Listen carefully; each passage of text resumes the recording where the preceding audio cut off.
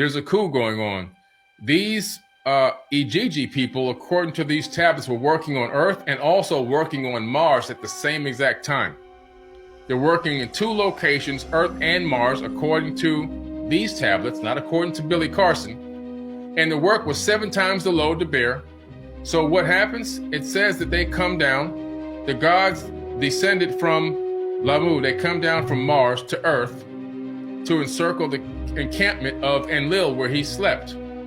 Because now they're like, hey, we've been begging for relief, we've been asking for a break, that we've been working for thousands of years, and their complaint was that, hey man, we need a break, and if we don't get a break, we're going to go to war. These are the sons of God that fell from heaven to earth and went against the Lord, right? This is what made it into the Bible, but this is the actual real story right here, the real story. So he said, the house was surrounded by the God, but the God had not realized. It was night, the middle watch. Ekur was surrounded. Ekur is their fort. Enlil had not realized, yet Kalkal was attentive and had it closed. He held the lock and watched the gate.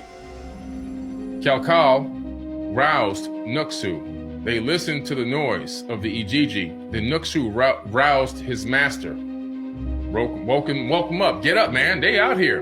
They're about to attack us, man. Made him get out of bed. My lord, your house is surrounded. A rabble is running around your door. Enlil, your house is surrounded. A rabble is running around your door. Enlil had weapons brought to his dwelling. Oh, they got weapons. And trust me, these ain't sticks. These are not sticks, okay? With carved rocks on the tip, with sharp rocks on the edge. These are real weapons.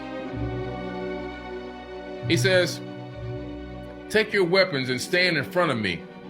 Nuksu barred his door, took up his weapons and stood in front of Enlil. Nuksu made his voice heard and spoke to the warrior Enlil. Oh, my lord, your face is, then it's got a damage here to the stone. Your face is Tamarisk. Why do you fear your own sons? So he's saying, hey man, these are your people too. Like, what's going on here? Right? Listen to them. Oh, Enlil, your face is shallow. Tamarisk, why do you fear your own sons? Send for Anu to be brought down to you. Have Enki fetched into your presence. He sent for Anu. Anu is their father, right? He's the lead dude, right? He's the main guy. He sent for Anu to be brought down to him. Enki was fetched into his presence. So they went and got Enki, they went and got Anu. So now you got Anu, who's the father. You got Enki, who's the son, and you got Enlil, who's another son. So these are 2 brothers, Enki and Enlil. As a matter of fact, Earth is named after Ea Enki. Ea, right? And then Ki is earth. So that's where we get the name Earth from. It comes from an ancient Sumerian, quote unquote, lowercase g god, who just happens to be the father of Atrahasis, the guy that wrote the epic. All right, so this guy that I'm reading from, he's actually half human and half Anunnaki. Pretty interesting. That's where you get the name demigod from, right? The term demigod. So check this out. He says he sent for Anu to be brought down to him. Enki was fetched into his presence. Anu, king of the sky, was present. They went and they contacted Anu, who was in the sky ship, and he came down to the planet. They went and got him. They summoned him and he came on down. He never liked to stay down here too much, spend too much time on the surface of the planet. He'd rather hang out in his sky ship. That's what the text always says. Anu, king of the sky, was present. Enki, king of Apsu, attended. The great Anunnaki were present. Enlil got up and the chase was put. Enlil made his voice heard and spoke to the great gods. Is it against me that they have risen? Shall I do battle? What did I see in my own eyes? A rabble was running around my door. Anu made his voice heard and spoke to the warrior Enlil. Let Nuksu go out and find out word of the Ijiji. In other words, let's go out there, send Nuksu out there to talk to these crazy people and tell us what they want. What do you want? Who have surrounded your door? A command to Enlil was made, his voice was heard. Go to the next part of the tablet. And spoke to Vizier Nuksu. Nuksu, open your door, take up your weapons, and stand before me. In the assembly of all the gods, bow, then stand and tell them, your father Anu, your counselor warrior Enlil, your chamberlain Ninurta, and your canal controller Inuji have sent me to say, who is in charge of this rabble? Who is in charge of the fighting? Who declared war? Who ran the door of Enlil? Who ran to the door of Enlil? In other words, who's in charge here? Who's the one commanding this coup against the rulers of planet Earth? Who is it? Who allowed you guys, who approved this mission for you guys to come down from Mars to Earth, to gather up any Ijiji on Earth, and to come over here today? Where are they? They're in South Africa. They're at Adam's Calendar in South Africa, which exists right now today. You can go there and you'll find the oldest gold mines on Earth. By Compendium of the Emerald Tablets by Billy Carson. Who ran to the door of Enlil? Nuksu opened his door, took up his weapons, and went before Enlil in the assembly of all the gods. He bowed and stood before and told the message. Father Anu, your counselor warrior Enlil, your chamberlain Ninurta, and your canal controller Inuji have sent me to say, who is in charge of the rabble? So it repeats itself here. Who declared war? I guess they're not answering, so they're asking this question again. Enlil says, every single one of us, gods declare war. We have put a stop to the digging. Now this is where the Ijiji is speaking here. They said, we have put a stop to the digging. In other words, we're done doing the slave work. We're not working anymore. Do you notice the trend here about when you enslave somebody, even if you don't call them a slave, when you abuse somebody's natural living rights, at some point, it might take thousands of years, but at some point, the people will rebel. I don't care what planet you're from. The people will rebel. He said, we have put a stop to the digging. The load is excessive. It is killing us. Our work is too hard. The trouble is too much. So every single one of us gods has agreed to complain to Enlil. See, they call themselves gods. Did you hear that? Every single one of us gods, they didn't call themselves slaves. They recognize that they're gods, that they're powerful. Every one of us gods has agreed to complain to Enlil, who's the most evil one of them all. Nuksu took his weapons, went and returned to Enlil. My lord, you sent me. And I went and I explained. Every single one of us gods declare war, they said. We have put a stop to the digging. The load is excessive. It is killing us. Our work is too hard. The trouble is too much. So every single one of us gods has agreed to complain to Enlil. So he repeated the speech to Enlil. Enlil listened to that speech. His tears flowed. Oh, this guy's got a little compassion now all of a sudden. Enlil spoke guardedly, addressed the warrior Anu. Noble one, take a decree with you to the sky. Oh, with you to the sky. He's telling his dad to get back up to the ship and send a decree up there. Show your strength while the Anunnaki are sitting before you. Call up one god and let them cast him for destruction. You see? He thought he was crying because he was sad that the people were working too hard. Nah. He was crying because, you know what? I love these people, but man, you know what? I'm gonna have to destroy him anyway. This guy's a psychopathic narcissist. This guy's a psychopathic narcissist. And that shows up in the biblical text as well, right? When he destroys the Tower of Babel and all, that's a whole nother podcast. But it was Enlil that destroyed the Tower of Babel in the biblical text in the Old Testament. How do I know that? It's in ancient tablets. That they just copied the story. But the guy's is the absolute ultimate narcissist, psychopathic narcissist, by the way. I hope you guys share this video. We got 2,100 in here now. Check this out. He says, check this out. He says, Anu made his voice heard and spoke to the gods, his brothers. What are we complaining of? Their work was indeed too hard. He's like, Enlil, come on, man. Are you serious? Like, you want me to blow up this city from the space, from my ship, from the sky? Like, for real, dude? Like, These people are suffering, man. Like you put too much work on them. I mean, it ain't a mystery. Like you're busting their backs. He said the work was indeed too hard. The trouble was too much. Every day the earth resounded. The warning signal was loud enough. We kept hearing the noise. He's saying, they've been telling us this. They've been complaining to us. They've been pissed off and angry. They've been letting us know they're overworked. The load is too hard to bear. And we keep ignoring them. And now, here they are. They're ready to go to battle against us because we didn't listen. Does these sound like the gods that created the universe? They sound like people to me. I'm just saying. I'm just asking for a friend because these are the ones that are in the biblical text. Then there's a couple of missing phrases inside of this tablet that's broken.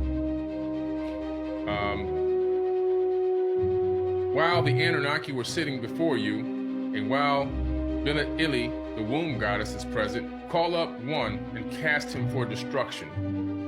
Anu made his voice heard and spoke to Nuxu. Nuxu, open your door, take your weapons, bow in the assembly of the great gods, and then stand. And tell them your father Anu, your counselor warrior Enlil, your chamberlain Inerta, and your canal controller Inuji have sent me to say, who is in charge of the rabble? Who will be in charge of the battle? Which guard started the war? A rabble was running around my door. When Nuxu heard this, he took up his weapons, bowed in the assembly of the great gods, then stood and told them, your father Anu, your counselor warrior Enlil, your chamberlain Inerta, and your canal controller Inuji have sent me to say, who is in charge of this rabble? And it kind of repeats it there, a little bit, but that's how it is, right? It's pretty interesting. Ea, that's Enki, made his voice heard and spoke to the gods, his brothers.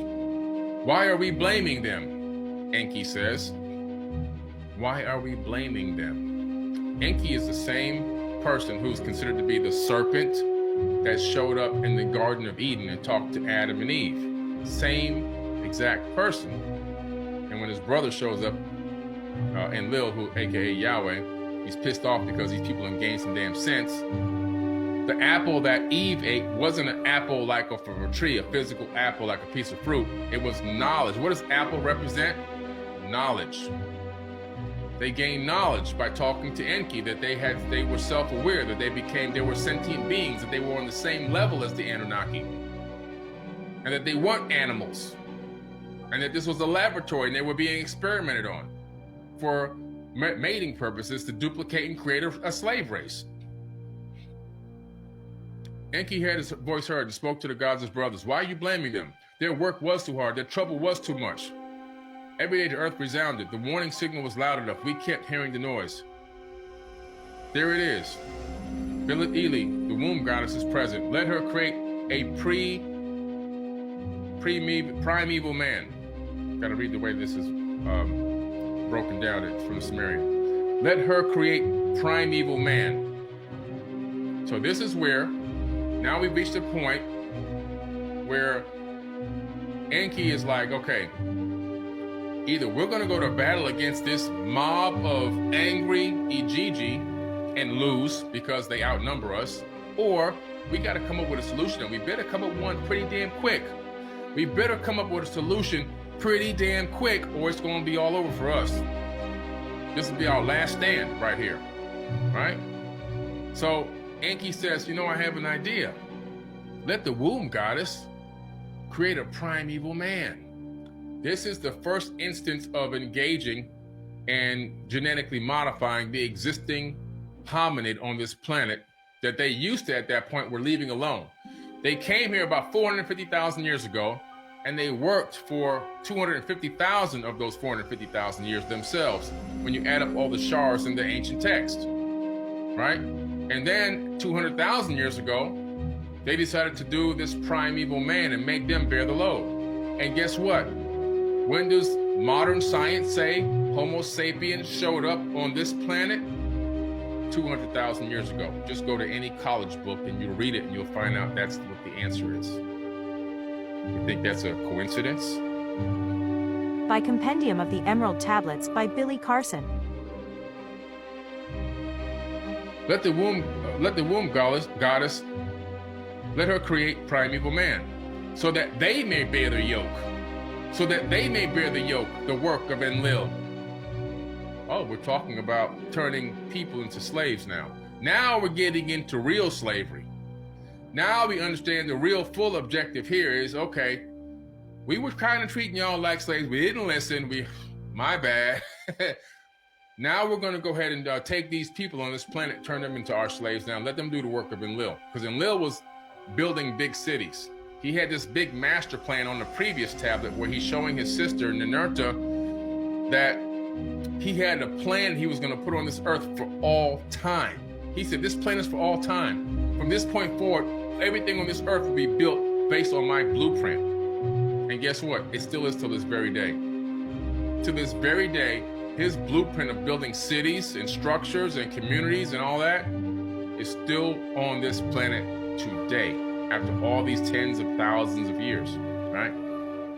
He says, so that they may bear the yoke, so that they may bear the yoke, the work of Enlil. Let man bear the load of the gods. Let man bear the load of the gods.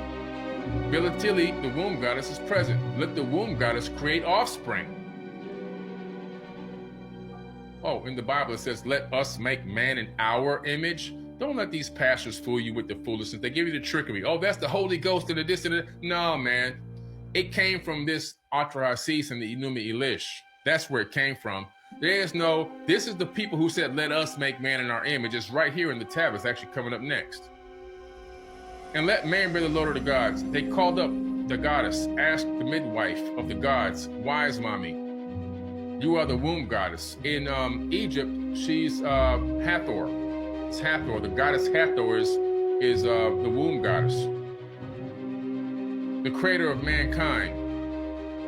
Great primeval man, that he may bear the yoke. Let him bear the yoke, the work of Enlil. Let man bear the load of the gods. Let man bear the load of the gods. Nintu made her voice heard and spoke to the great gods. It's not proper for me to make him. She's like, wait a minute, man. Hold on. This ain't right, man. This really, you know what? Y'all ain't right. She's like, hold on. I got to make my voice heard. I don't agree with this. I do not agree with this. And guess what? The work of Enki's, he makes everything pure. If he gives me clay, I will do it. Enki made his voice heard and spoke to the great gods. On the 1st, 7th, and 15th of the month, I shall make a purification by washing. Then one god shall be slaughtered, and the gods can be purified by immersion. Nintu shall mix clay with his flesh and his blood.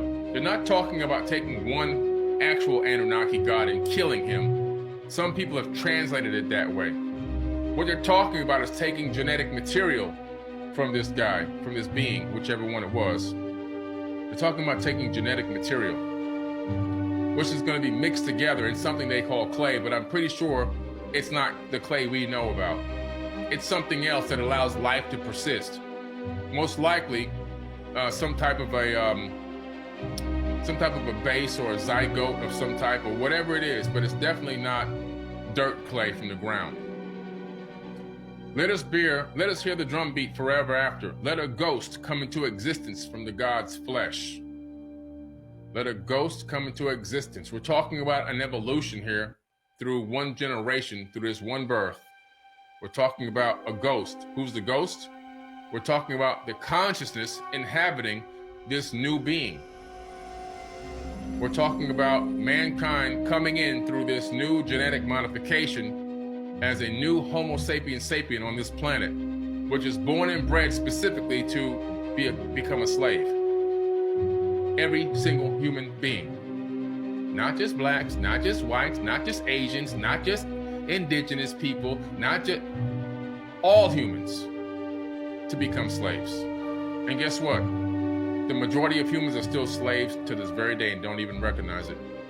In some cases, physical slaves, through employment, in some cases, if you're not doing what you love to do, and in some cases, mental enslavement. It's still happening nonstop around this entire planet. And that is without a doubt. I run into mental slaves every single day. I have people arguing with me that the J wasn't new and that J did exist in the time that Jesus was alive. And you trying to rewrite history, man? It was no J. It didn't exist till 1524. The guy's name ain't Jesus, man. Just come to terms with it. The guy's name wasn't Jesus. His name was Yeshua. Just live with it, and say, hey, man, I was duped this whole time. I've been calling on the name. I've been calling on Zeus this whole damn time. I didn't even know it. That's why my prayers ain't been getting answered. Anyway, mental slaves, just ridiculous. Check this out. He says, on the 1st, 7th, and 15th of the month, I shall make a purification by washing. Then one god shall be slaughtered, and the gods can be purified by immersion. Then two shall mix clay with his flesh and blood. Then a god and a man. Then a god, here we go, here it goes. A god and a man will be mixed together. They're talking about genetically mixing human DNA and these gods, which are Anunnaki DNA. We know they're Anunnaki because that's what they call themselves in this text, which predates everything that exists. So there you go. In the Bible, they're called the Anak, A-N-A-K. And it says in that verse where they mention the Anak, it says we were like grasshoppers in their eyesight because these people were massive people. He says, then a god and a man will be mixed together in clay. Let us hear the drum beat forever after. By Compendium of the Emerald Tablets by Billy Carson.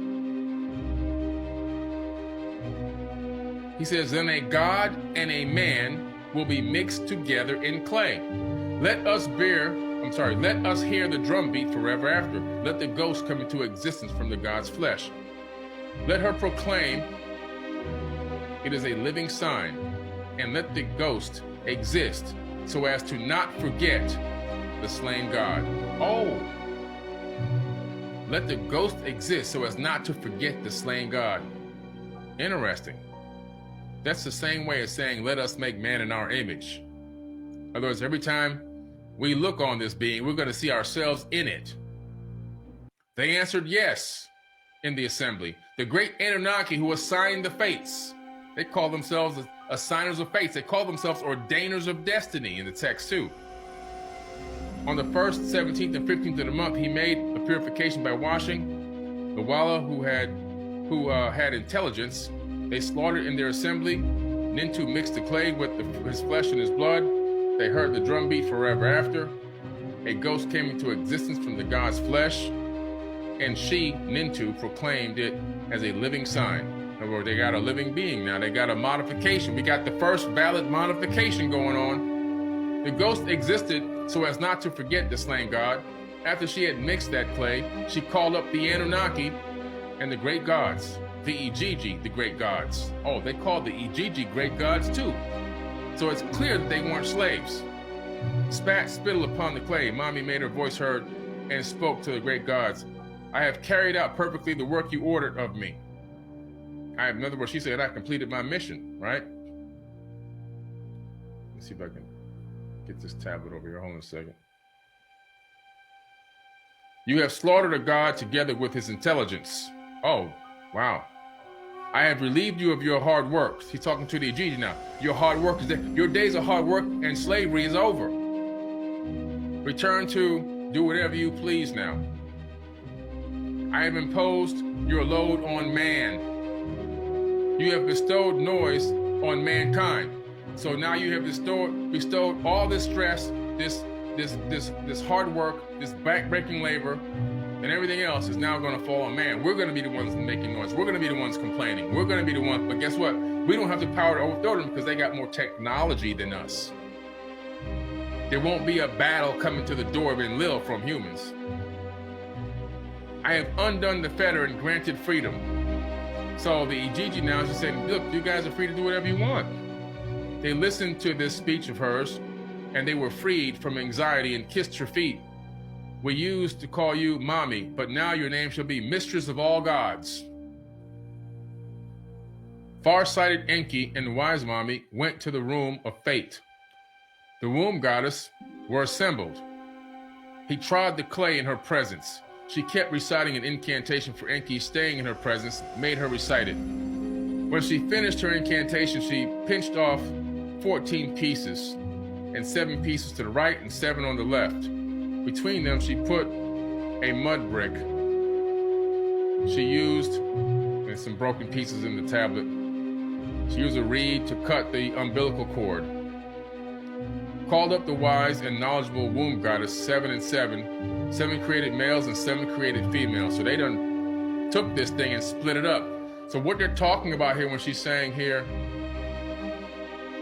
7 pieces on the right and 7 pieces on the left, we're talking about cell division.